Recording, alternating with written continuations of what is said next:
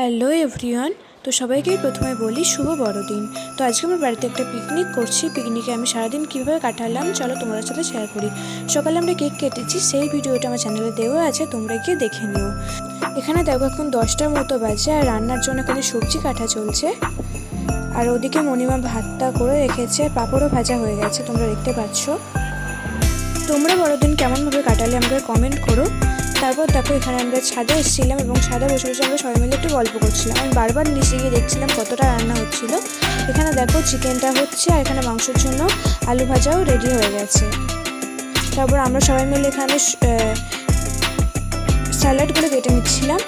রান্না হয়ে যাওয়ার পর দুটো এরকম সময় আমরা এখানে ছাদে সমস্ত থালা গ্লাস পেতে দিয়েছি এবং উপরে ফ্রাইড রাইসটা উপরে আনা হয়ে গেছে। এবার সবাই খাবো আমরা। এরকম এখানে স্যালাডটাও আনা হয়ে গেছে ওপরে।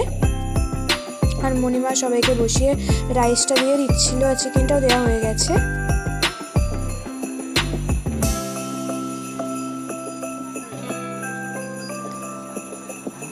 দেখো আমিও খেতে বসে পড়েছি এখন। আর স্যালাডগুলো দিয়ে দিল এবং লেবুটাও দিয়ে দিচ্ছিল এখানে। পাঁপড়ও এসে গেছে এবার। পাঁপড় চাটনিটাও দিয়ে দিল আর আমি এখানে খেতেও শুরু করে দিয়েছি। লাস্টে ওখানে মিষ্টি দিচ্ছিল একটা একটা করে, মিষ্টিটাও খেয়ে নিলাম। আর আমি যখন সবার খাওয়া শেষ হয়ে গেছে তারপর আমরা তিনজন একটু ছাদে বসে গল্প করছিলাম এবং তোমাদের এখানে ফুল গাছগুলো দেখাই কত সুন্দর হয়েছে। দেখো মণিমা ফুল গাছগুলো সব করেছে আর ছাদে আমরা আজকে দারুণ মজা করেছি। তোমরাও নিশ্চয়ই খুব মজা করেছো এই দিনটাতে। আমাকে কমেন্ট করো কীভাবে তোমরা মজা করলে।